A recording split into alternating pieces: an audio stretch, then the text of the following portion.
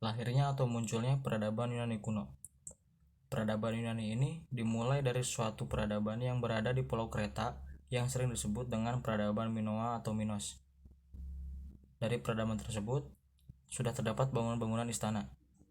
Setelah kebudayaan peradaban ini runtuh oleh gempa bumi dahsyat, berkembanglah peradaban ini di Pulau Mycenae, yang ketika peradaban ini berkembang bersamaan dengan kemunduran yang terjadi pada peradaban Minos. Peradaban Mycenae mempunyai banyak kota-kota yang memiliki beberapa istana di kota-kota yang berdiri sendiri, yang masing-masing kotanya dipisahkan oleh pegunungan seperti kota Tebes, Athena, dan Pilos. Kota-kota inilah terdapat negara kota atau polis yang merupakan salah satu sifat khas dari peradaban Yunani kuno. Kemajuan peradaban Yunani yang paling menonjol adalah dari segi ilmu pengetahuan, salah satunya yaitu di bidang filsafat yang melahirkan banyak filsuf-filsuf hebat yang pemikirannya masih dipakai sampai saat ini, antara lain Aristoteles, Plato, Socrates, dan lain-lain.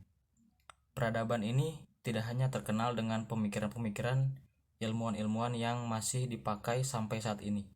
Peradaban Yunani dalam kepercayaannya menganut politeisme yang mempercayai banyak dewa. Dewa tertinggi adalah dewa Zeus, yang oleh masyarakat Yunani dibuat kuil dewa Zeus di Gunung Olympus untuk pemujaan kepadanya.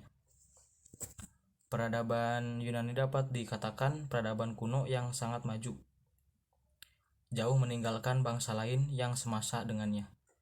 Sehingga pada pembahasan ini, penulis akan memfokuskan pembahasan pada 4 aspek, yaitu letak geografis, asal-usul, kepercayaan, dan kebudayaan. Untuk hasil kebudayaan dari peradaban Yunani kuno yaitu ada seni sastra. Sastrawan terkenal dari Yunani adalah Homerus yang menulis kitab Iliad dan Odyssea.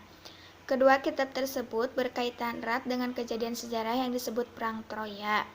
Kitab Iliad menceritakan kejadian Perang Troya yang disebabkan karena Putri Helena dari Sparta dilarikan oleh Pangeran Paris dari Troya. Terjadilah peperangan antara Raja Agamemnon dari Yunani dengan Raja Priamos dari Troya. Bagi bangsa Yunani, kisah Ilyas dan Odyssea ini menjadi salah satu kebanggaan dan alat pemersatu bangsa. Faktor pemersatu bangsa Yunani yaitu yang pertama, kegiatan Olimpiade untuk pemujaan dewa di Olympus Setio 4 tahun sekali. Cerita Ilyas dan Odyssea. Merasa satu keturunan yaitu bangsa Hellas. Merasa satu tanah air yaitu tanah Hellas atau Yunani. Kebiasaan mendatangi kuil penujuman atau ramalan dari kota Delphi.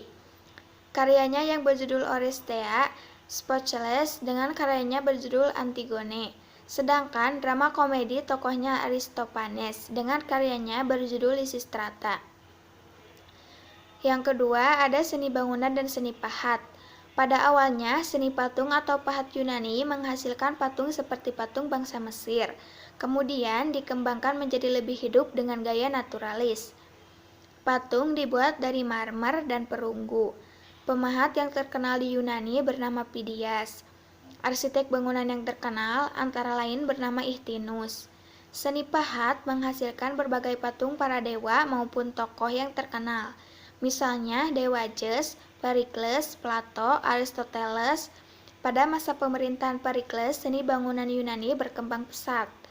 Peninggalan bangunan Yunani kuno antara lain kuil pemujaan. Di Bukit Akropolis berdiri megah kuil Parthenon dan kuil Erechteum yang di dalamnya terdapat patung Dewi Pallas Athena. Di Bukit Olympus dibangun kuil untuk Dewa Zeus yang disebut kuil Altis. Di daerah koloni Yunani juga dibangun kuil teater, yaitu panggung di lapangan terbuka untuk pementasan misalnya komedi. Penonton duduk di bangku-bangku yang terbuat dari batu. Bagi orang Yunani, teater merupakan bagian pendidikan dan setiap orang dianjurkan untuk menonton. Yang ketiga ada bidang filsafat. Ada 3 orang filsuf, yaitu yang pertama Socrates. Ajarannya tentang filsafat etika atau kesusilaan dengan logika sebagai dasar untuk membahasnya. Yang kedua Plato. Ajaran filsafatnya disebut filsafat Aidea. Yang ketiga Aristoteles. Ia adalah murid Plato, merupakan ahli di bidang biologi dan ketatanegaraan. Karyanya yang terkenal antara lain klasifikasi flora dan fauna di Kepulauan Aegea. Yang ketiga yaitu ada di patung Dewi Pallas Athena. Di Bukit Olympus dibangun kuil untuk dewa Zeus yang disebut kuil Altis. Di daerah koloni Yunani juga dibangun kuil teater, yaitu panggung di lapangan terbuka untuk pementasan misalnya komedi. Penonton duduk di bangku-bangku yang terbuat dari batu. Bagi orang Yunani, teater merupakan bagian pendidikan dan setiap orang dianjurkan untuk menonton. Yang ketiga ada bidang filsafat. Ada 3 orang filsuf, yaitu yang pertama Socrates. Ajarannya tentang filsafat etika atau kesusilaan dengan logika sebagai dasar untuk membahasnya. Yang kedua Plato. Ajaran filsafatnya disebut filsafat Aidea. Yang ketiga Aristoteles. Ia adalah murid Plato, merupakan ahli di bidang biologi dan ketatanegaraan. Karyanya yang terkenal antara lain klasifikasi flora dan fauna di Kepulauan Aegea. Untuk yang keempat ada di bidang ilmu pengetahuan, yaitu ada Pythagoras, ahli matematika yang melahirkan dalil untuk segitiga siku-siku.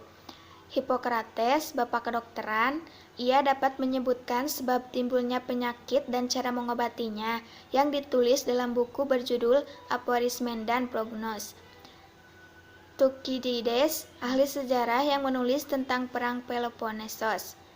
Archimedes yang menciptakan teori gravitasi dan teori benda mengapung. Thales dengan pendapatnya alam fisik terdiri dari satu bahan dasar yaitu air. Anaxagoras dengan pendapatnya materi terdiri dari beraneka ragam zat renik. Demokritus ahli atom, Euclid ahli ilmu ukur, Herodotus bapak sejarah yang pertama kali mengembangkan sejarah tertulis. Assalamualaikum warahmatullahi wabarakatuh. Nama saya Arya Rizky Putranto dengan NPM 212171116 dari kelompok 2. Di sini saya akan menjelaskan tentang keruntuhan peradaban Yunani kuno. Jadi ada beberapa faktor yang menyebabkan runtuhnya peradaban Yunani kuno.